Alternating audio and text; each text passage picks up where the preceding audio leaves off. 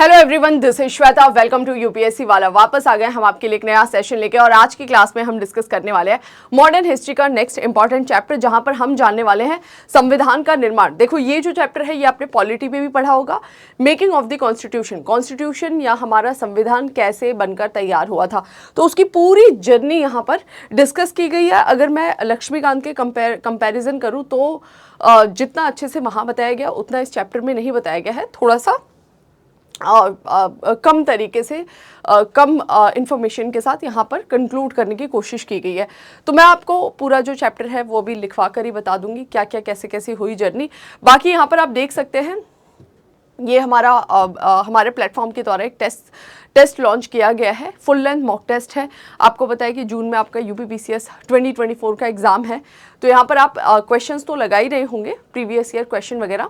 कोशिश करिए कि कुछ आप फुल लेंथ मॉक टेस्ट दे लें ताकि आपको एक आइडिया हो जाए, एक वो जो एग्ज़ाम हॉल वाला एक्सपीरियंस है वो आपको मिल जाए। और इसके लिए आप हमारे इन ऑफलाइन सेंटर्स पर जाकर डायरेक्ट टेस्ट दे सकते हैं। उससे आपको एग्ज़ाम हॉल वाला एक प्रेशर भी थोड़ा सा समझ में आएगा। और अगर आप इसके पास में नहीं है तो कोई बात नहीं, आप ऑनलाइन भी इस एग्ज़ाम को दे सकते हैं। डिस्क्रिप्शन बॉक्स में लिंक दिया हुआ है, ये यहाँ पर डेट्स मेंशन है जिन डेट्स को ये full length mock test conduct कराए जाएंगे। कुछ हो चुके हैं, कुछ अभी चलेंगे, ठीक है। तो आप इसको एक तो टेस्ट के पर्पज से तो दीजिएगा, प्लस जितने भी क्वेश्चंस यहाँ पर आपसे पूछे जा रहे हैं ना, उन क्वेश्चंस को घर पे जाके एक बार रिवीजन करिएगा। जो भी वो टॉपिक्स हैं एनालिसिस करिएगा, क्योंकि क्वेश्चन से जब हम प्रिपरेशन करते हैं तो वो बहुत अच्छा होता है। और यहाँ पर थोड़ा सा हमारा जो टीम है वो इसी को ध्यान में रखकर क्वेश्चन बनाए कि भाई क्या एक्सपेक्टेड क्वेश्चन है, लास्ट 1 to 1.5 ईयर में किस तरह के करंट में न्यूज़ रही है, उसके बेसिस पर, ठीक है। चलिए आगे बढ़ जाते हैं, स्टार्ट करते हैं हमारा चैप्टर का नाम ही है भारतीय संविधान का निर्माण। देखो, भारतीय संविधान का निर्माण कैसे हुआ ये पूरी जर्नी हम यहाँ पर डिस्कस करेंगे। और कुछ चीज़ें हैं जो यहाँ पर मेंशन नहीं है वो मैं आपको अलग से बता दूंगी। थोड़ा सा ये हिस्ट्री है तो फैक्ट पर ज़्यादा नहीं, यहाँ पर थोड़ा सा थ्योरेटिकली चीज़ों को समझाने की कोशिश कर रहा है। क्या आंदोलन के नेताओं ने अब ये बात कर रहा है कि देखो, ये जो हमारा संविधान बन रहा है, ये जब 1946 में संविधान सभा बनी तो उस समय तुरंत ही अचानक से दिमाग में नहीं आया कि भाई संविधान बनाना या कुछ। ये बहुत पीछे की जर्नी है। जब हमारा नेशनल मूवमेंट चल रहा था तो जो हमारे आंदोलन के लीडर्स थे, जो पूरे देश को रिप्रेजेंट कर रहे थे, वो देश के लोगों की बात रख रहे थे ना। और उन्होंने उस समय देश के लोगों से बहुत सारे वादे किए थे। तो उनमें से एक ये भी था कि जब भी हमें आज़ादी मिलेगी हम हमारे देश का एक संविधान बनाएंगे, कानून बनाएंगे और उसी कानून के हिसाब से हमारे देश का शासन चलेगा। ओके, तो आंदोलन के नेताओं ने आमतौर पर लोकतांत्रिक सिद्धांत क्या होगा उस संविधान में, तो इनका कहना था कि जब हमें आज़ादी मिलेगी तो जो हम कानून का ब्यौरा तैयार करेंगे ना, उसमें हम लोकतांत्रिक व्यवस्था रखेंगे, यानी पूरा शासन लोगों के हाथ में ही हो। आज क्या है, हमारे देश में है डेमोक्रेटिक सिस्टम। जैसे अभी इलेक्शंस चल रही है, क्या है, डेमोक्रेसी है ना, जहाँ पर हम खुद हम पे जो शासन करने वाले हैं उनको चुनते हैं डायरेक्टली या फिर इनडायरेक्टली, है ना। अब इतनी बड़ी पॉपुलेशन है तो हम रिप्रेजेंटेटिव के माध्यम से चुनते हैं, डायरेक्ट नहीं चुनते हैं, है ना। तो यहाँ पर बस यही बोला गया था उस समय जो लीडर्स थे कि जब हमें आज़ादी मिलेगी जो कानून बनेगा उसमें हम लोकतांत्रिक व्यवस्था सुनिश्चित करेंगे, जहां लोग खुद अपने पसंदीदा व्यक्ति को चुनकर भेजेंगे और वो शासन करेगा। और हर कुछ समय के बाद ये व्यवस्था दोबारा आएगी, यानी कि निर्वाचन होगा, निष्पक्ष होगा, है ना। अगला वयस्क मताधिकार। अब ये कौन लोग चुनेंगे, वो चुनने का अधिकार भी किसी एक या दो व्यक्ति के हाथ में या किसी जाति, धर्म, लिंग के आधार पर नहीं होगा, बल्कि वो चुनने का अधिकार होगा वयस्क मताधिकार के आधार पे। जैसे है ना, अभी मिनिमम एज जो है वोटिंग का 18 ईयर्स, तो अगर आप 18 ईयर्स के हैं, मेंटली फिट है, कैपेबल है, तो आप जाकर क्या वोट डाल सकते हैं। तो वो वयस्क मताधिकार जहाँ पे कोई भेदभाव नहीं है, चाहे आप किसी भी जाति, धर्म, किसी लिंग, किसी क्षेत्र के हैं, कोई फर्क नहीं पड़ता, सब लोगों को ये अधिकार मिलेगा बिना किसी भेदभाव के। निर्वाचित संस्थाएं जो हमारी हैं वो हम बनाएंगे, है ना। जो भी हमारे बॉडीज है, जो इलेक्टेड बॉडीज है वो बनेंगी। स्वतंत्र न्यायपालिका, ये बोल रहे हैं कि जब हमें आज़ादी मिलेगी तो हम एक इंडिपेंडेंट जुडिशरी बनाएंगे।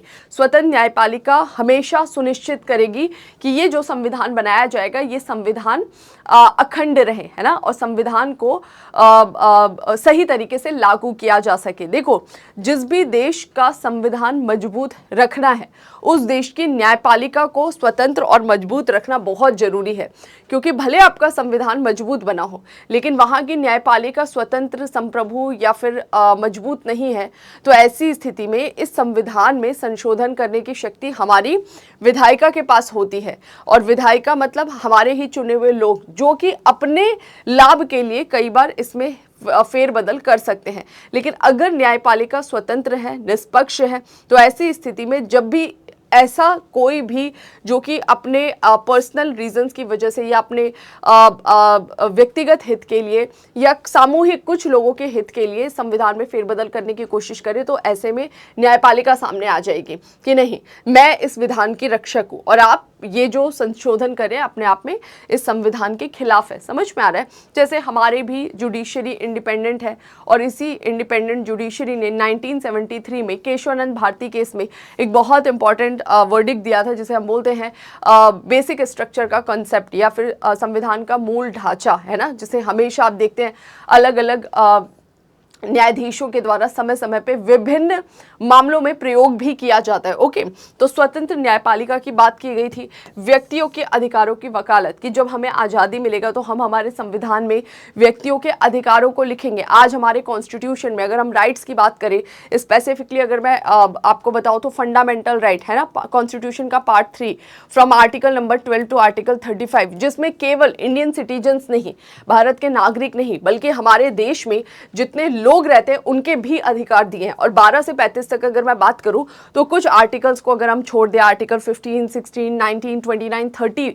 तो इन 5 के अलावा जितने भी फंडामेंटल राइट्स हैं वो सभी भारत में रहने वाले व्यक्तियों को मिले हुए लोग, चाहे वो सिटीजन्स हो चाहे वो नॉन सिटीजन्स हो। ठीक है, तो ये पहले से ही डिसाइड कर लिया था हमारे इन आंदोलनकारियों को जो लीड कर रहे थे नेता, कि जब भी हमें आज़ादी मिलेगी हम लोकतांत्रिक व्यवस्था लाएंगे, हम स्वतंत्र न्यायपालिका लाएंगे, हम लोगों के अधिकारों को सुरक्षित करेंगे, हम वयस्क मताधिकार लाएंगे। ठीक है, तो ये जो भी इनके प्रोमिसेस थे वो इनको फुलफिल करना था, और वो कब होगा? जब हमें आज़ादी मिलेगी या जब हम संविधान बनाएंगे। ठीक है, लेकिन 1930 के बाद सामाजिक पक्ष पर भी विचार आरंभ हुआ। अभी तक जो भी बातें हो रही हैं ज़्यादातर किससे जुड़ी हुई है? राजनीतिक पक्ष से जुड़ी हुई है, जो राजनीतिक न्याय सुनिश्चित करती हैं।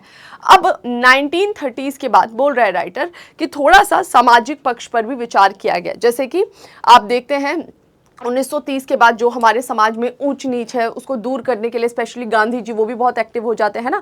पूना पैक्ट के बारे में आपने सुना होगा। तो 1930s के बाद सामाजिक पक्ष पर भी जोर दिया गया और वो हमें दिखाई भी देता है। अगर हम बात करें पॉलिटिकल डेमोक्रेसी या फिर राजनीतिक लोकतंत्र, तो वो हमें कहाँ दिखाई देता है? हमारे फंडामेंटल राइट कॉन्स्टिट्यूशन के पार्ट 3 में। लेकिन अगर हम बात करें सोशल और इकोनॉमिक डेमोक्रेसी या फिर सामाजिक और आर्थिक लोकतंत्र या न्याय, वो हमें कहां दिखाई देता है? हमारे नीति निदेशक तत्व, directive principle of state policy from article number 36 to article 51 constitution का पार्ट 4। ओके, तो अनुच्छेद 36 से अनुच्छेद 51 तक जो हमारे सामाजिक अधिकार है, जो हमारे आर्थिक अधिकार है, उनकी पूरी सूची बनाई गई है। अब सामाजिक अधिकारों की सूची अलग से इसलिए रखी गई क्योंकि जब हमारे देश को आजादी मिली थी तब हम इतने कैपेबल नहीं थे, मतलब हमारा देश के पास इतने रिसोर्सेज नहीं थे, प्लस हमें पार्टीशन के साथ आजादी मिली थी, तो एडमिनिस्ट्रेटिवली भी बहुत सारे चैलेंजेस हमें फेस करने पड़ रहे थे। तो इस वजह से उस समय हमारे कॉन्स्टिट्यूएंट असेंबली ने डिसाइड किया कि जो भी हम सोशल या इकोनॉमिक जस्टिस या राइट्स देना चाहते हैं उसको हम अलग जगह पर रखते हैं, और जैसे जैसे हम कैपेबल होंगे, हमारे पास रिसोर्सेज आएंगे, वैसे वैसे इसे हम लोगों को देने लग जाएंगे। ठीक है, तो 1930 के बाद हम राजनीतिक पक्ष से थोड़ा सा मूव करेंगे, किधर? सामाजिक पक्ष पर भी विचार आरंभ किया। परंतु जब तीसरी दुनिया के देशों को स्वतंत्रता मिली तब संविधानवाद की अवधारणा राजनीतिक व्यवस्था के लिए सामाजिक और आर्थिक लक्ष्यों के रूप में बदल चुकी थी। अब तीसरी दुनिया के देश जो भी आपके उपनिवेश थे ना, उनकी बात कर रहा है ना। और ये जो उपनिवेश थे वो केवल उपनिवेश में भारत ही नहीं है, अफ्रीका में ऐसे बहुत सारी कॉलोनी थी, उपनिवेश थे, साउथ ईस्ट एशिया में बहुत सारे ऐसे उपनिवेश थे। तो बेसिकली ये सारे उपनिवेशों को जो आज़ादी मिली, ये जो तीसरी दुनिया के देश जो आज़ाद हो रहे थे, उस समय तक संविधानवाद की अवधारणा में राजनीतिक व्यवस्था के साथ साथ सामाजिक और आर्थिक लक्ष्य भी निर्धारित हो चुके थे। यानी कि ये तीनों चीजें हमने डिसाइड की थी कि हम लोगों को केवल राजनीतिक पक्ष तक बात नहीं हो रही थी कि इनका वयस्क मताधिकार, निर्वाचित संस्थाएं, स्वतंत्र न्यायपालिका नहीं, अब सामाजिक और आर्थिक पक्षों पर भी बात होने लगेगी कि हमें कैसे लोगों को अच्छी एजुकेशन देनी है या फिर स्वास्थ्य सुविधाएं देनी है, उनके जीवन के लिए जो आवश्यक है, न्याय, इक्वालिटी, वो सब देनी है। तो वो सारी चीज़ें हमें यहाँ पर दिखाई देने लगती हैं। हमारे देश की प्रकृति की बात होती है, हमारे देश के पशुधन की बात होती है। चलिए आगे बढ़ जाते हैं। अब बोल रहा है गांधी, नेहरू और बोस राजनीतिक स्वतंत्रता को भारत के नागरिकों के सामाजिक, आर्थिक और सांस्कृतिक पुनरुद्धार का माध्यम मानते थे। अब ये जो जब भी आप पढ़ते हो ना पॉलिटिकल डेमोक्रेसी, है ना, जब इन राइट्स को पढ़ते हो तो और फिर आप पढ़ते हो सोशल और इकोनॉमिक डेमोक्रेसी, तो उस मोमेंट पर आपको इनको सेपरेट करके नहीं पढ़ना है। ऐसा नहीं है कि भाई राजनीतिक लोकतंत्र जो मिलेगा या राजनीतिक आपको अधिकार जो मिलेंगे वो अपने आप में अलग है, नहीं। अगर आपको राजनीतिक अधिकार मिल रहे तो कहीं ना कहीं वो आपका आर्थिक और सामाजिक अधिकार भी सुनिश्चित करते हैं। ये एक्चुअली एक दूसरे से कनेक्टेड हैं। ओके, तो यहाँ पर यही बोल रहा है कि जो महात्मा गांधी थे, पंडित जवाहरलाल नेहरू थे, सुभाष चंद्र बोस थे, उन्होंने आगे चल के राजनीतिक स्वतंत्रता को भारत के नागरिकों के सामाजिक और आर्थिक और सांस्कृतिक पुनरुद्धार का माध्यम माना कि अगर इनके जो भी पॉलिटिकल राइट्स है वो मिलते हैं तो इससे इनका सोशल डेवलपमेंट होगा, इससे इनका इकोनॉमिक डेवलपमेंट होगा, कल्चरल डेवलपमेंट होगा। यानी कि जब इनको इनके राजनीतिक अधिकार मिलेंगे तो ये जो इनका अन्य क्षेत्रों में विकास है वो भी होगा। तो अन्य क्षेत्रों के विकास के लिए सबसे पहले हमें इनके राजनीतिक अधिकारों को सुनिश्चित करना होगा। ठीक है। फाइनली 26 जनवरी 1950 को वो दिन था जिस दिन देश के आकार और विविधता को देखते हुए विश्व का सबसे बड़ा संविधान, देखो भारत जो है विश्व का सबसे बड़ा लिखित संविधान है। उसका रीजन क्या है थोड़ा सा समझिएगा। हमारे संविधान में जो विभिन्न संस्थाएं हैं ना उनके प्रशासन करने तक की व्यवस्था लिखी गई है, हमारे अधिकार लिखे गए, सब कुछ डिटेल से लिखा गया है। और जैसा भारत देश है ना ऐसा देश आपको पूरे विश्व में नहीं मिलेगा। आप पूरे विश्व का भ्रमण कर लीजिए, आजकल तो इंटरनेट ही, इंटरनेट से आप पूरा वर्ल्ड घूम सकते हैं आराम से। तो इंटरनेट पर आप जाइए, सर्च करिए, कोई भी ऐसी कंट्री नहीं मिलेगी जिसमें इंडिया जैसी डाइवर्सिटी हो, विविधता हो। कहीं चले जाओ, अमेरिका चले जाओ, एक जैसे रंग रूप वाले लोग मिलेंगे। अमेरिकन उनका जो लैंग्वेज होगा, अमेरिकन इंग्लिश वो होगा, उनका पहनावा एक जैसा होगा, उनके कल्चरल, उनके फेस्टिवल्स ऑलमोस्ट सिमिलर होंगे। 90%, 95%, 2-4% ऊपर नीचे हो सकता है गांव और शहर के स्तर पर। ठीक है। इसी तरह आप यूरोप के किसी भी देश में चले जाइए, आप जाइए किसी कंट्री को उठाइए, उस कंट्री में तो ऑलमोस्ट सिमिलैरिटी होगी। लेकिन अब आप इंडिया में आइए, इंडिया में जरा सा देखिए, आप नॉर्थ से साउथ जाइए, ईस्ट से वेस्ट जाइए, आपको एक्सट्रीम लेवल की डाइवर्सिटी देखने को मिलती है। ना केवल रंग रूप में, अब आप कश्मीर के लोगों को देखिए, अब आप दक्षिण भारत के लोगों को देखिए, अब आप उत्तर पूर्वी भारत के लोगों के पास जाइए और गुजरात राजस्थान के लोगों के पास जाइए और इन चारों के एक जगह खड़ा कर लीजिए, आपको अलग बिल्कुल दिखाई देंगे, है ना। रंग रूपी बिल्कुल अंतर हो जाएगा, इनकी भाषाएं अलग है, इनके तीज त्योहार अलग है। समझ में आया। तो इतनी ज्यादा डाइवर्सिटी वाले देश को मेंटेन रखना, अपने आप में बचाना, उसके लिए हमारे संविधान में सारी व्यवस्थाएं की गई। ऊपर से हमारे देश में ब्रिटिश 200 साल रूल करके गए थे, उन्होंने बहुत सारे टूटने वाले बीज बोए थे। रियासतों के बारे में मैं ऑलरेडी आपको बता चुकी हूं कि कैसे इंडिपेंडेंस के बाद 552 प्रिंसली स्टेट्स हमारे हाथ में आए थे, उनमें से उनको एक करना अपने आप में कितना बड़ा टास्क था। और एक हो जाना, पेपर पे एक हो जाना और एक्चुअल में एक हो जाना। क्या मैंने जब पॉलिटी नहीं पढ़ा था उसके पहले मुझे नहीं पता था कि अच्छा रियासतों वाला भी कुछ सिस्टम था, क्योंकि हमें कभी कुछ फील नहीं हुआ। ऐसा क्यों नहीं फील हुआ? हमारे कॉन्स्टिट्यूशन की वजह से। तो पेपर पर तो एक हो चुके थे 1950s के आसपास ही, लेकिन रियलिटी में एक कैसे हुए? हमारे कॉन्स्टिट्यूशन की वजह से। तो यही वो संविधान है जिसने पूरे देश को एक करके रखा। देश में इतनी ज्यादा जातीय धार्मिक विविधता होने के बावजूद सबको इक्वल राइट्स दी। मतलब मैंने टीवी चैनल पर ही ज्यादा सुने हैं जो भी ये वायलेंस होता है रिलीजन को लेकर, रिलीजियस पॉइंट ऑफ व्यू से। रियलिटी में मैंने स्कूल में कुछ नहीं देखा ऐसा, कॉलेज में कुछ नहीं देखा। इवन हम जहां रहते हैं, जिस कैंपस में रहते हैं, हिंदू, मुस्लिम, सिख, ईसाई सब लोग रह रहे हैं और बहुत ही अच्छे से रह रहे हैं एक दूसरे के साथ में। तो उसका रीजन क्या है? उसका रीजन है हमारा कॉन्स्टिट्यूशन।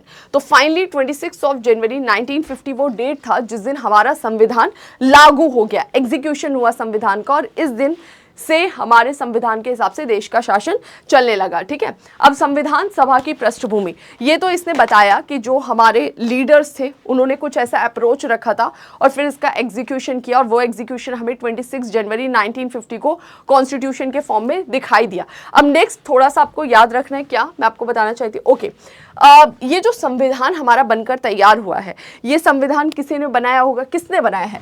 भारत के ही लोगों ने बनाया है।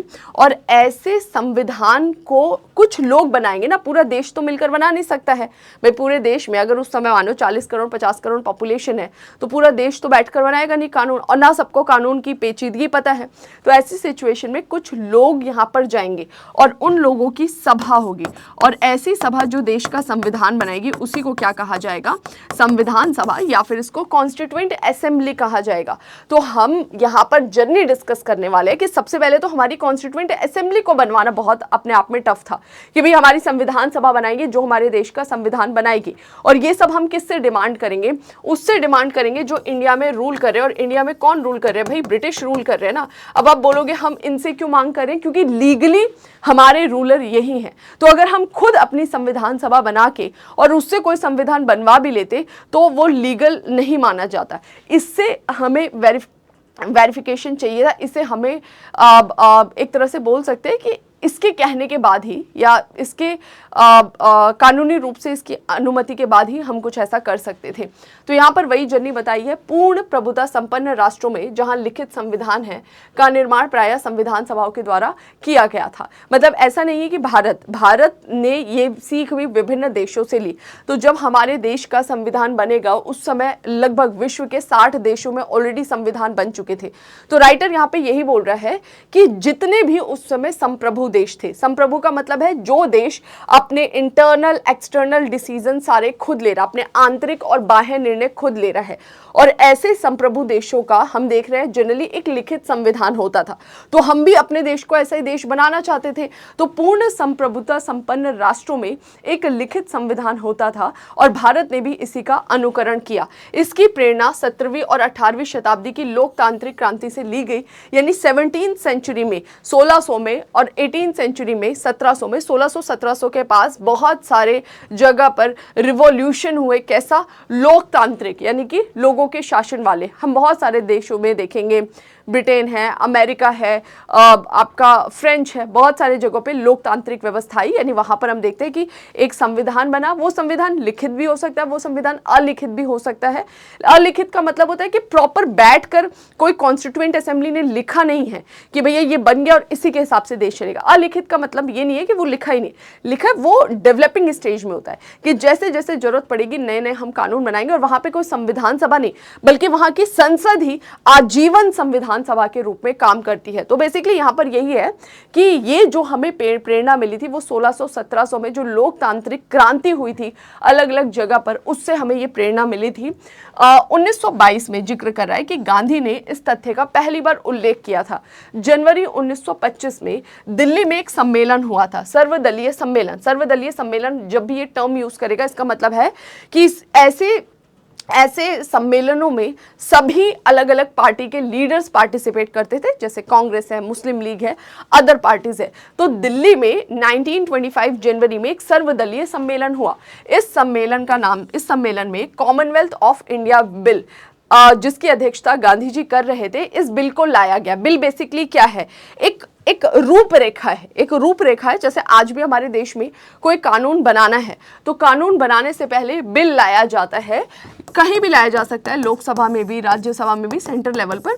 और ये जो बिल है कुछ एक्सेप्शनल केसेस को छोड़ दे तो उसका भी मैं जिक्र नहीं कर रही हूँ। तो लोकसभा राज्यसभा जहाँ पर भी बिल लाया जाएगा वहाँ से पास होगा, फिर दूसरे हाउस में जाएगा वहाँ से पास होगा, फिर प्रेसिडेंट ऑफ इंडिया जो हमारे हेड ऑफ स्टेट है, देश का सर्वोच्च पद है, उनके द्वारा हस्ताक्षर किए जाएंगे और फिर ये बिल एक्ट में कन्वर्ट होता है। तो बिल जो है वो इनिशियल प्रोसेस है। तो यहाँ पर यही बोल रहा है कि 1922 में गांधी जी ने इस व्यवस्था का जिक्र किया कि भाई हमें भी इस तरह का एक ढांचा लाने की जरूरत होगी भविष्य में, और इसे 1925 के सर्वदलीय सम्मेलन में बिल के रूप में पेश किया गया था, कॉमनवेल्थ ऑफ इंडिया। ओके, 10 अगस्त 1928 में नेहरू रिपोर्ट पेश हुई थी। मोतीलाल नेहरू ने, सबको पता है, हमने पूरी हिस्ट्री की जर्नी देख ली है जिसमें हमने देखा था किस तरह से साइमन कमीशन आया था। साइमन कमीशन के गठन के बाद से इंडियंस को चैलेंज किया था ब्रिटिश गवर्नमेंट ने कि अगर आपको इतना है कि साइमन कमीशन में आपको क्यों नहीं जगह दी, बना लो अपना कानून, जरा बनाकर दिखाओ।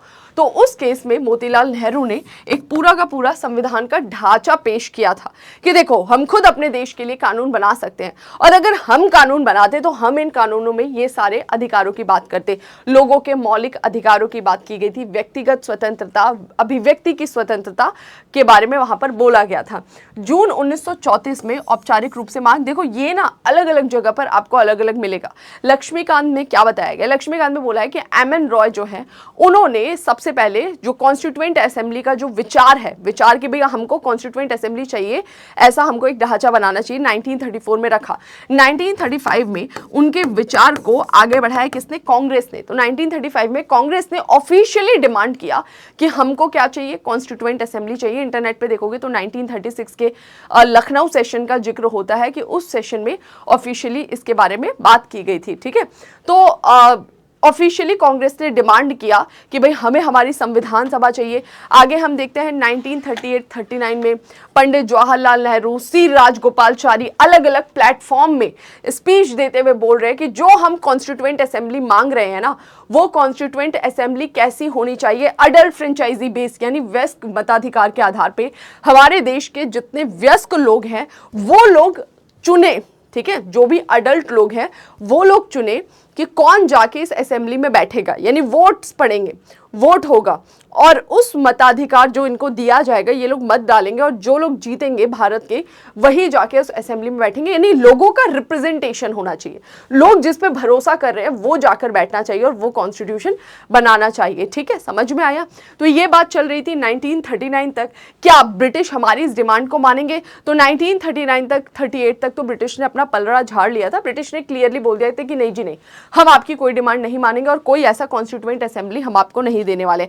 लेकिन 1939 सितंबर में चीजें बदली। वर्ल्ड लेवल पर क्या बदला तो हमें दिखाई देता है द्वितीय विश्व युद्ध, है ना। 1939 में सेकेंड वर्ल्ड वॉर हुआ और इस द्वितीय विश्व युद्ध में ब्रिटिश को चाहिए था भारत का साथ। भारत इस बार ब्रिटिश को साथ देने तैयार था, लेकिन किस कंडीशन पे? इस कंडीशन पे कि आप हमारी कॉन्स्टिट्यूएंट असेंबली का फॉर्मेशन करिए और हमें इंडिपेंडेंस दीजिए, क्योंकि आप जिस चीज के लिए लड़ रहे हैं, बहुत अच्छी चीज के लिए आप लड़ रहे हैं जर्मनी से, ठीक है, लेकिन आप जिसके लिए उससे लड़े वही काम तो आप भारत पे कर रहे हैं, है ना। तो पहले हमें तो आजादी दीजिए। तो इस तरह से हमने अपनी डिमांड रखी और अपनी तरफ से दबाव बनाने की कोशिश की। ब्रिटिश को लगा कि भाई भारतीयों को थोड़ा सा अपने पक्ष में करने की आवश्यकता है। 1940 में उस समय जो भारत में वॉइसरॉय था उसका नाम था लिन लिथगो। ओके, तो लिन लिथगो ने इंडियंस के सामने ब्रिटिश गवर्नमेंट के कहने पर एक ऑफर पेश किया, जिसे बोला गया अगस्त ऑफर। अगस्त मंथ में पेश किया था।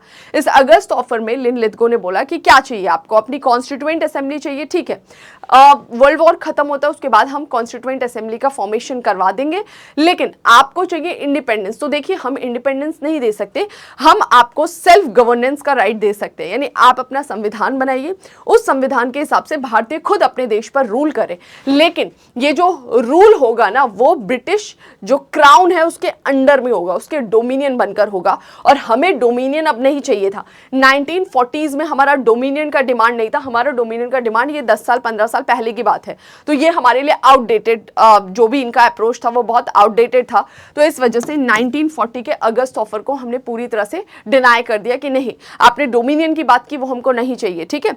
दूसरी तरफ अब ब्रिटिश को हम और अगले तरीके से दबाव बना रहे थे। ये पूरी जर्नी मैं ऑलरेडी बता कर आई हूँ प्रीवियस चैप्टर्स में, मैं यहाँ पे बस कंक्लूड करूंगी। 1942 तक दबाव इतना ज्यादा बढ़ चुका था कि ब्रिटिश ने फिर से एक और व्यक्ति को भेजा भारतीयों से समझौता करने के लिए, जिसका नाम था स्टैफोर्ड क्रिप्स। क्रिप्स मिशन के नाम से जाना गया। 1942 में क्रिप्स आया। क्रिप्स ने आके वापस से हमें ऑफर दिया कि बताइए आपको कॉन्स्टिट्यूएंट असेंबली चाहिए, बिल्कुल हम आपकी कॉन्स्टिट्यूएंट असेंबली बना देंगे, और आपको आजादी चाहिए तो हम आपको डोमिनियन स्टेटस देंगे। और मुस्लिम लीग बोल रही थी कि भैया एक कॉन्स्टिट्यूएंट असेंबली नहीं, मुस्लिम लीग बोल रही थी कि 2 असेंबली बनाओ ना, एक तो बनाए इनका कांग्रेस का, एक बनाए हमारे मुसलमानों का। तो वो जो 1942 का क्रिप्स मिशन था, उसने बोला 2 कॉन्स्टिट्यूएंट असेंबली किस बात की, कोई मतलब ही नहीं बनता है। तो उसने 2 कॉन्स्टिट्यूएंट असेंबली वाला भी प्रपोजल खारिज कर दिया और उसने डोमिनियन स्टेटस की बात आगे बढ़ाई। और इवन इसने बोला क्रिप्स मिशन ने कि रियासतें इंडिपेंडेंट है, जो चाहे रियासतें अपने लिए भविष्य चुन सकती हैं। तो ना तो ये कांग्रेस को पसंद आया, ना मुस्लिम लीग को पसंद आया, तो दोनों ने ही इसको मिलकर रिजेक्ट कर दिया। फाइनली हमें 1945 में जैसे सेकेंड वर्ल्ड वॉर खत्म हो, उसके बाद से 1946 में एक मिशन बना जिसका नाम था कैबिनेट मिशन। 3 मेंबर्स थे, पैंथिक लॉरेंस, स्टैफोर्ड क्रिप्स और एवी अलेक्जेंडर। इस क्रिप्स को दोबारा भेजा गया। ये 3 मेंबर्स वाली जो मिशन आई थी, कैबिनेट मिशन बोला गया। इस कैबिनेट मिशन क्योंकि ये वहां से आ रही ब्रिटेन से, तो थोड़ा सा भारतीयों पे दबाव था कि थोड़ा बैठ के शांति से बात करें। कांग्रेस और मुस्लिम लीग इन दोनों के लीडर्स बैठकर बात किए। कैबिनेट मिशन ने अपना प्रपोजल रखा जिसमें उन्होंने इंडिपेंडेंस की बात कही, जिसमें उसने बोला कि ठीक है आपकी कॉन्स्टिट्यूएंट असेंबली बनेगी और एक ही कॉन्स्टिट्यूएंट असेंबली बनेगी, उसमें हम अलग से रिजर्वेशन वाला प्रोविजन कर देंगे, लेकिन 2 कॉन्स्टिट्यूएंट असेंबली नहीं बनेगी।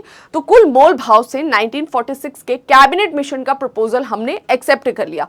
और ये कैबिनेट मिशन जो है, इसने कॉन्स्टिट्यूएंट असेंबली का प्रपोजल दिया। इसने क्या बोला, इसने बोला कि भाई देखो, उस समय इंडिया की पॉपुलेशन थी 39 करोड़ 40 करोड़ के आसपास था, ठीक है। तो इसने बोला कि देखो पूरे देश से हम जो पॉपुलेशन के आधार पे रिप्रेजेंटेशन करेंगे, 10 लाख की जनसंख्या पर एक व्यक्ति को चुनेंगे। आप समझ में आ गया कि 10 लाख पर एक, 10 लाख पर एक। तो इसके हिसाब से कॉन्स्टिट्यूएंट असेंबली के जो मेंबर्स थे, इसने डिसाइड किया 389 मेंबर्स होंगे इस संविधान सभा में। इसने बोला कि ये 389 मेंबर पूरे देश से होंगे, आज का पाकिस्तान और आज का बांग्लादेश भी इसमें इंक्लूडेड था, ठीक है। अब ये जो 389 मेंबर्स होंगे ना, इसमें वो क्षेत्र भी है जहां पर ब्रिटिश रूल कर रहे हैं, यानी जहां पर ब्रिटिश का शासन है, और इसमें वो क्षेत्र भी सम्मिलित है जहां पर क्राउन रूल कर रहे हैं, सॉरी, जहां पर रियासतें हैं, यानी राजा महाराजा इंडिपेंडेंट रूल कर रहे हैं। तो इसने बोला कि जो ब्रिटिश शासन वाले क्षेत्र हैं, इसके लिए टोटल नंबर ऑफ सीट्स कितनी हो जाएगी, 296 सीट्स, यानी कि जितने भी क्षेत्र हैं। फॉर एग्जाम्पल ये कोई प्रांत है, यहाँ पर 80 लाख की जनसंख्या है, यानी यहाँ से कितने लोग, 8 लोग चुनकर जाएंगे। तो इस हिसाब से जहाँ पर भारत में ब्रिटिश रूल कर रहे थे, वहाँ पर जनसंख्या के हिसाब से 296 सीट निकल कर आई। और जो रियासतें थी उनके रिप्रेजेंटेशन के लिए कितनी, आई थिंक 93 सीट्स का प्रपोजल रखा गया। ओके, अब बहुत सारी रियासतें थी, आप बोलोगे 552 रियासतें थी, 93 उनको इंक्लूड कर लिया गया था, जो छोटी छोटी रियासतें थी। और कहीं पे 10 लाख है तो वहाँ पे 1 सीट, इस तरह का रिप्रेजेंटेशन। अब यहाँ पर बोला गया कि जहाँ पर ब्रिटिश शासन है, डायरेक्ट रूल है, वहां पर तो होगा चुनाव या फिर निर्वाचन होगा। और ये चुनाव कैसा होगा, अप्रत्यक्ष चुनाव होगा या फिर इनडायरेक्ट इलेक्शन होगा। इस इनडायरेक्ट इलेक्शन का मतलब है कि हम जैसे लोग जो अडल्ट है वो जाकर वोट नहीं डालेंगे, बल्कि यहाँ जो भी प्रांत में प्रांतीय परिषद होगी, लेजिस्लेटिव काउंसिल होगी, इस प्रांतीय परिषद के सदस्य को हम मताधिकार देंगे और ये जाकर अलग अलग क्षेत्रों में जहां जहां पर जिस प्रांत के जिस तरह की सीटें होंगी वहां पर जाके वोट डाल के इनको चुनेंगे, ठीक है। बाकी बच गई ये रियासतें। रियासतों में मनोनीत करने का प्रावधान किया गया, नॉमिनेट करने की बात की गई कि जो भी रियासतें हैं उन रियासतों के जो शासक है वो डिसाइड करेंगे। मान लो एक वहां से सीट भरी जानी है, वो खुद जाना चाहते हैं, बीवी को भेजे, बच्चों को भेजे, किसी और को भेजे, वो उनकी मर्जी है, तो वो किसी को भी मनोनीत करके केवल नाम भेज सकते थे। ये जो चुनाव होना था ब्रिटिश शासन वाला, इस क्षेत्र को भी 2 पार्ट्स में डिवाइड किया गया था, 292 और 4 सीट्स। ये जो 292 सीटें ये उन ब्रिटिश प्रांत की हैं जहां पे गवर्नर रूल किया करते थे, और 4 वहां पर है जहां पर आपका कमिश्नर रूल किया करते थे, है ना, प्रांतीय आयुक्त जिसे हम बोलते थे, वो यहाँ पर शासन करते थे। इसमें आपका दिल्ली था, अजमेर था, कुर्ग, बलूचिस्तान, ये 4 जो प्रांत थे वहां पे कमिश्नर रूल था, आयुक्त जिन्हें हम बोलते थे, वहां पर 4 सीटें अलॉट की गई थी। अब यहां पर होना था चुनाव, यहां पर हुआ चुनाव 296 सीट्स के साथ में। और ये जो चुनाव हुआ था 296 सीट्स का कब होता है, जुलाई अगस्त 1946 में। मैं आपको पूरा ढांचा बता दे रही हूँ। जुलाई अगस्त 1946 में इलेक्शन हुआ और इस इलेक्शन का रिजल्ट यह आया कि इसमें से 296 सीट्स में से 208 सीट जो है वो किसको मिल गई, कांग्रेस को मिल गई, 73 सीट्स जो है आई थिंक मुस्लिम लीग को मिलती है और 15 सीट्स जो है वो अदर पार्टी को मिलती है। अब जैसे ये रिजल्ट आता है, इस रिजल्ट से मुस्लिम लीग खुश नहीं थी। मुस्लिम लीग को समझ में आ गया कि भैया हम आ गए वापस से कम संख्या, कांग्रेस पहुंच गई वापस से मेजॉरिटी में। अब जब भी एक्ट होगा, कोई भी वोट पड़ेगा तो हम तो उसमें कमजोर माने जाएंगे। इस मुस्लिम लीग ने ये नहीं समझा। इवन मैं आपको बता दूं, जो पूरी कॉन्स्टिट्यूएंट असेंबली है ना, वो सर्वसम्मति से काम कर रही थी, यूनानिमसली कोई भी डिसीजन ले रही थी। यानी जब भी संविधान सभा को कोई भी निर्णय लेना था, वहां पे मेजॉरिटी माइनॉरिटी नहीं खेला जा रहा था, वहां यही खेला जाता है कि सब लोग ओके हो जाए, और जो ओके नहीं होता था उसको कन्विंस किया जाता था। कभी उसकी कुछ बातें मान ली जाती थी, कभी उसको अपने पक्ष में कर लिया जाता था। ओके, तो मुस्लिम लीग ने यहीं पर डिसाइड किया कि भैया मैं तो इसमें जा नहीं रहा, मैं कर रहा हूं बॉयकॉट। और मुस्लिम लीग ने बोल दिया कि नहीं, मुझको चाहिए अलग संविधान सभा और मुझे चाहिए पाकिस्तान डायरेक्ट एक्शन लेंगे, और इसके बाद से बड़े लेवल पे वायलेंस चालू हो जाएगा। इंडिया के कुछ अलग अलग स्पेसिफिकली जो सिटीज थी, जैसे बॉम्बे है, दिल्ली है, पंजाब है, इन जगह पर। तो इसने बोला हम जाएंगे नहीं, हमारी कुछ डिमांड्स है, आप उनको मानिए। और वो डिमांड क्या है, हमें अलग संविधान सभा चाहिए। मुस्लिम लीग को लगा हम बॉयकॉट करेंगे तो हमारी बात मान ली जाएगी, कॉन्स्टिट्यूएंट असेंबली रद्द हो जाएगी। लेकिन इस बार ऐसा हुआ नहीं। ब्रिटिश पूरी तैयार बैठी थी भारत को छोड़ के जाने के लिए। उसने बोला भैया जिसको जाना है जाओ, जिसको बैठना है बैठो, संविधान सभा तो अपना काम करेगी। और फिर इस कॉन्स्टिट्यूएंट असेंबली की बैठक चालू होती है। फाइनली नवंबर 1946 में कॉन्स्टिट्यूएंट असेंबली बन चुकी थी, और दिसंबर 1946 से इस कॉन्स्टिट्यूएंट असेंबली की बैठक चालू हुई। अराउंड 211 मेंबर्स ने पार्टिसिपेट किया। 211 क्यों? क्योंकि केवल इसने पार्टिसिपेट किया, इसके कुछ ने पार्टिसिपेट किया, और ये वाले भी जो बैठे हुए थे ना, इन्होंने भी बॉयकॉट करा। किसको देखा देखी करके? मुस्लिम लीग का देखा देखी करके। इनको लगा कि कौन आएगा कानूनी दायरे में, हम तो रहेंगे इंडिपेंडेंट। ये भी बॉयकॉट, और ये मुस्लिम लीग भी बॉयकॉट कर चुकी थी।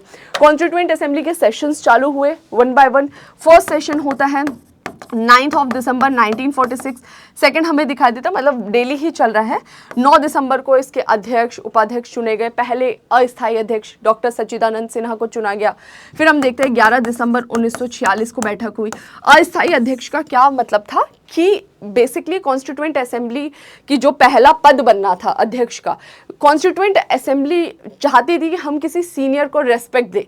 कोई यंगस्टर ना आ जाए इस पद पर, आएगा डेफिनेटली क्योंकि लंबे समय तक उसको काम करना है। वो एनर्जी, वो आइडियाज, वो एफिशिएंसी उसके अंदर होनी चाहिए।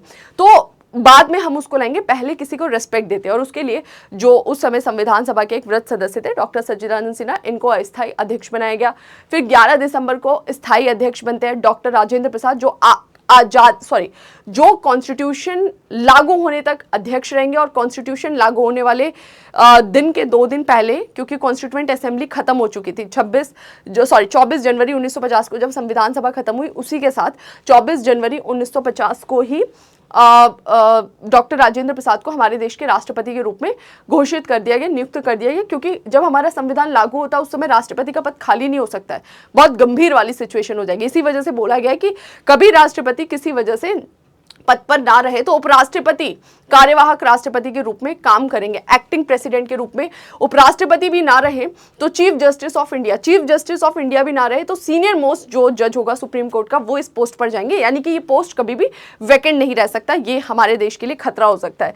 13 दिसंबर को अगला सेशन हुआ। 13 दिसंबर को फाइनली हमारी कॉन्स्टिट्यूएंट असेंबली में पंडित जवाहरलाल नेहरू ने एक ड्राफ्ट पेश किया कि संविधान हम बना तो रहे हैं, लेकिन हमारा आइडिया क्या होना चाहिए, हम किस ऑब्जेक्टिव के साथ इस संविधान को आगे बनाने वाले। फॉर एग्जाम्पल, आप क्यों ये क्लास दे रहे हैं, आपका कोई उद्देश्य है? बिल्कुल है, आपने सिविल सर्वेंट बनना है, ये आपका उद्देश्य है। आपका उद्देश्य के हिसाब से आपके काम होंगे। जैसे अब आप कोचिंग देखेंगे, अब आप ऑनलाइन क्लासेस लेंगे, लाइब्रेरी जाएंगे, घर में शादी विवाह से थोड़ा बचेंगे, सोशल मीडिया से अपने आप को सेपरेट रखेंगे, थोड़ा सा गंभीर बनने की कोशिश करेंगे कि मेरा फोकस है, वो ऑब्जेक्टिव है, उसके लिए मुझे ये सारे चीजों पर काम करना होगा। एग्जैक्टली ऐसे ही हमें चाहिए क्या, वो पहले क्लियर होना चाहिए। तो 13 दिसंबर 1946 को पंडित जवाहरलाल नेहरू ने उद्देश्य प्रस्ताव रखा। उद्देश्य प्रस्ताव को पास तो किया जा सकता था, लेकिन कांग्रेस वेट कर रही थी कि क्या पता मुस्लिम लीग आ जाए। जब मुस्लिम लीग का देख लिया रवैया कि भैया ये नहीं मान रहे, तो फाइनली 22 जनवरी 1947 को ऑब्जेक्टिव रेजोल्यूशन को पास कर दिया गया। और ऑब्जेक्टिव रेजोल्यूशन पास होते ही भनभना गए कौन? जिन्ना, कि अच्छा ये तो गड़बड़ हो गया मामला, ना तो कॉन्स्टिट्यूएंट असेंबली भंग हुई, ऊपर से इनका तो ऑब्जेक्टिव रेजोल्यूशन पास हो गया, बस इसके बाद से ही डायरेक्ट एक्शन होगा। इधर जिन्ना अपनी डिमांड करेंगे, अलग देश की मांग करेंगे, इसी बीच माउंटबेटन आएंगे, वो आकर 3 जून प्लान पेश करेंगे, इंडिया पाकिस्तान का पार्टीशन हो जाएगा। फाइनली 15 अगस्त 1946 को हमको मिल गई 1947 को हमें मिल गई आज़ादी। आज़ादी के साथ ही ये जो कॉन्स्टिट्यूएंट असेंबली, जिसमें अभी तक आपने देखे थे 389 मेंबर्स थे, क्योंकि अब इसमें पाकिस्तान वाले हिस्से के सदस्य जो उधर जाना चाहते हैं वो जा सकते हैं, तो अब इनके सदस्यों की संख्या घटकर कितनी हो जाएगी बच्चों, 299 सदस्य इसमें रह जाएंगे। और ये जो 299 मेंबर्स थे, अब ये आगे हमारे देश के लिए संविधान बनाने वाले थे। अब ये पूरी तरह से सोवरेन बॉडी थी, क्योंकि अभी तक तो ब्रिटिश रूल था, अब वो खत्म है, तो अब ये सोवरेन हो चुकी है, कुछ भी अपने हिसाब से डिसीजन ले सकते हैं। 299 मेंबर्स ने काम करना चालू किया। सबसे पहला काम जो इंपॉर्टेंट था इनके द्वारा, 29 अगस्त 1947 को इनके द्वारा एक कमेटी बनाई गई। बहुत सारी हमारे कॉन्स्टिट्यूशन की कमिटीज बनाई गई थी। कमिटीज क्या थी, कॉन्स्टिट्यूएंट असेंबली सब मिलकर एक ही काम तो करने नहीं वाले थे, तो कई सारे लोगों की छोटी बड़ी समितियां बनाई जाती थी जिनको कुछ स्पेसिफिक काम सौंपा जाता था। तो यहाँ पर भी यही था, 29 अगस्त 1947 को कॉन्स्टिट्यूएंट असेंबली को ये काम 29 अगस्त 1947 को ड्राफ्ट कमेटी बनाया गया, जिसका नाम था प्रारूप समिति। और इस प्रारूप समिति में टोटल 7 मेंबर्स थे। अंबेडकर जी इसके अध्यक्ष थे, अयंगर, अय्यर, मुंशी सादुल्ला और कौन थे, माधव कृष्णा। ओके, तो ये टोटल जो 7 मेंबर्स थे, इन्होंने कॉन्स्टिट्यूशन का ड्राफ्ट पेश करना था, ढांचा, संविधान का रूप क्या हो, कितने पार्ट्स हो, किस तरह से उसको एक रूप दिया जाए, उसका खाका या ढांचा बनाया जाए। इस ड्राफ्टिंग कमेटी ने काम किया, काम करके पहला ड्राफ्ट पेश किया फरवरी 1948 में, जिसमें कॉन्स्टिट्यूएंट असेंबली ने बहुत सारी खामियां निकाली। फिर इसने बहुत सारे चेंजेस करके, अमेंडमेंट्स करके नेक्स्ट ड्राफ्ट पेश किया अक्टूबर 1948 में, जिसको कॉन्स्टिट्यूएंट असेंबली ने एक्सेप्ट कर लिया और इस ड्राफ्ट के हिसाब से पूरा कॉन्स्टिट्यूशन बना दिया गया। लेकिन ये फाइनल नहीं था कॉन्स्टिट्यूशन। इस कॉन्स्टिट्यूशन पर अभी 3 फाइनल बैठकें होनी थी। पहला डिस्कशन या पहली बैठक जो है वो हमारी चलती है नवंबर में, 4 नवंबर से लेके 4 नवंबर 1948 से लेके, देखो ये डेटा काम का नहीं है, 9 नवंबर 1948 तक पहला डिस्कशन चला, बहुत सारे संशोधन किए गए। फिर दूसरा आई थिंक चल रहा है 15 नवंबर, थोड़ा बहुत इधर उधर को तो देख लेना, से लेकर अगले साल 17 अक्टूबर 1949 तक ये सेशन चला। ओके, इसमें बहुत सारे चेंजेस हुए। फाइनल होता है 14 नवंबर 1949 से लेके कब तक, 26 नवंबर 1949 तक लास्ट सेशन था। और ये 26 नवंबर 1949 वो दिन था जिस दिन हमने अपने संविधान को स्वीकार लिया, और यही वो दिन था जिस दिन हमने संविधान को अपना लिया था, लेकिन लागू नहीं किया था।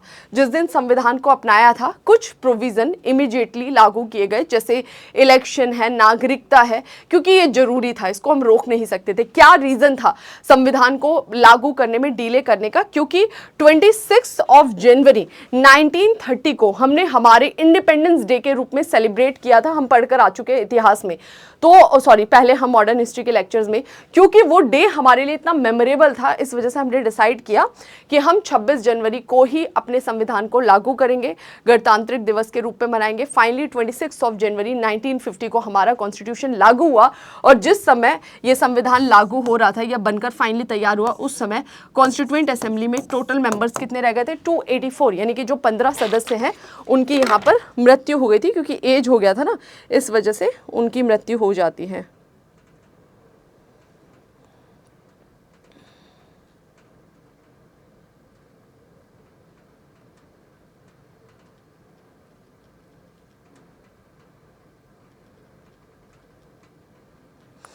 ओके, तो यहाँ तक आई होप सबको समझ में आ गया होगा। तो यही पूरी कहानी जो है वो यहाँ पर लिखी गई है, जिसके बारे में ये बता रहा है। ठीक है, तो ये सारी चीज़ें हमने बता ली। अब आ जाते फाइनल संविधान का, लास्ट में ये मूल्यांकन कर रहा है कि क्या था, सही था, नहीं था, थोड़ा सा हम उसको क्रिटिकली एनालिसिस करते हैं। तो संविधान एक ऐसा कानून बना जिसमें बहुवैचारिक, यानी हर एक तबके के लोग हैं, महिला है, पुरुष है, अलग जाति, अलग धर्म, अलग वर्ग, अलग दल, तो बहुवैचारिक रूप से काम कर रही थी संविधान संविधान बहुवचनिक ढांचे के रूप में, तो वो सब हमें हमारे कॉन्स्टिट्यूशन में रिफ्लेक्ट होता है। समाजवाद पर बहुत बल दिया गया, लेकिन समाजवाद की अलग अलग डेफिनेशंस दी गई। मार्क्सवादी, गांधीवादी, समाजवादी, परंपरागत पूंजीवादी ने समाजवाद की अलग अलग परिभाषा दी। और आज हमारा देश समाजवादी देश तो है, लेकिन कैसा समाजवादी देश है? जो कि झुकाव जिसका किस तरफ है, कहीं ना कहीं मतलब पूरी तरह से एक तो वो हो गया ना सोशलिस्ट नेशन, जहाँ पे पूरा अथॉरिटी किसके पास होता है? सरकार। हमने क्या करा है? सरकारी और निजी, सार्वजनिक निजी दोनों को साथ में लेकर चल रहे हैं। 1990s के पहले जो हमारा समाजवाद था उसका ज़्यादा झुकाव किस तरफ था? ज़्यादा झुकाव था सार्वजनिक या फिर सरकारी की तरफ। 1991 में जो LPG रिफॉर्म है उसके बाद से हमारे समाजवाद में ज़्यादा झुकाव किस तरफ हो गया? निजीकरण की तरफ।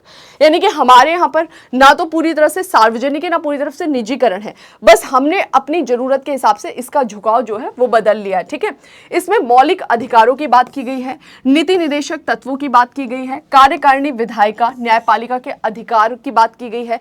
इस वजह से हमारा कॉन्स्टिट्यूशन इतना मजबूत बना है, हमारे अधिकार दिए गए हैं। नीति निदेशक तत्व, सरकार के कर्तव्य दिए गए हैं कि जो आप अभी नहीं दे सकते वो भविष्य में आपको देना है। और जितने भी आप इलेक्शन में मैनिफेस्टो देखते हैं, घोषणा पत्र, चुनावी घोषणा पत्र होते हैं, वो यही है, वो नीति निदेशक तत्वों को ही लागू करने की बात करते हैं। इसको पढ़ेंगे तो आपको पता लग जाएगा। ठीक है, आर्थिक विकास के लक्ष्य की प्राप्ति के लिए केंद्रीय सरकार पर बल दिया गया कि सेंटर मजबूत हो। सेंटर मजबूत होगी क्योंकि हमारा देश थोड़ा बिखरा हुआ सा था। केंद्र मजबूत होगी तो देश के लिए एक ऐसा प्लानिंग पेश करेगी जिससे हमारे देश का एक रूप में विकास हो सके। अगर केंद्र मजबूत नहीं होगी तो हर राज्य अपनी अपनी बात करेगा, जिससे विकास भी नहीं होगा, टूट भी सकता है देश। तो हमारे देश में सेंटर को पावरफुल रखा गया। सेंटर जो है 5 ईयर प्लान जो है वो लाना चालू करेगी और उससे हमारे देश में एकता भी आई। एकता के लिए हमने आपातकाल जैसे प्रोविजन भी रखे, जहां पे कहीं कुछ गड़बड़ लगता है तो सारी पावर सेंटर के हाथ में चले जाएगी और सेंटर उस समय मैनेज करेगी चीजों को। ओके, प्रत्यक्ष चुनाव की व्यवस्था रखी। प्रत्यक्ष चुनाव जो आज हमारे देश में सामाजिक क्रांति का आधार है। आज हमारे पास अगर वोटिंग राइट ना हो तो भैया नेता तो हमको पूछे ही नहीं। हर नेता 5 साल बाद ऐसे हाथ जोड़ के आ जाते हैं और 5 साल में भी थोड़े से डरे रहते हैं कि भैया फिर आना है, हमें गड़बड़ ना कर दे। तो वो जो सामाजिक क्रांति का आधार है वो क्या है? प्रत्यक्ष चुनाव है। इसी से ग्रामीण समाज की रक्षा संभव हुई है। तो जो हमारा कॉन्स्टिट्यूशन है ना, ओवरऑल इतना सुंदर बनाया गया है ना, जो यहाँ पे आपको रिफ्लेक्ट भी हो रहा है, जो हमारी कंट्री में रिफ्लेक्ट हो रहा है। ओके, तो वो जो संविधान की सुंदरता है वो किस वजह से बनी है? इस वजह से बनी है, बहुवैचारिक ढांचा था उसका। इतने लोग थे कि सब की बात की गई है, सबके अधिकार, सब पर नियंत्रण, सब कुछ वहां पे दर्शाया गया। ओके, तो ये था हमारा आज का सेशन। आई होप आपको सेशन इंफॉर्मेटिव लगा होगा। बाकी अब हम मिलेंगे हमारे नए वीडियो में नए चैप्टर के साथ। कमेंट सेक्शन में बताइएगा आपको वीडियो कैसे मिली। बाकी रिवीजन करते रहिए, कहीं कोई डाउट हो वो भी आप पूछ सकते हैं। मिलते हैं नए सेशन में कुछ इन्फॉर्मेशन के साथ। Thank you.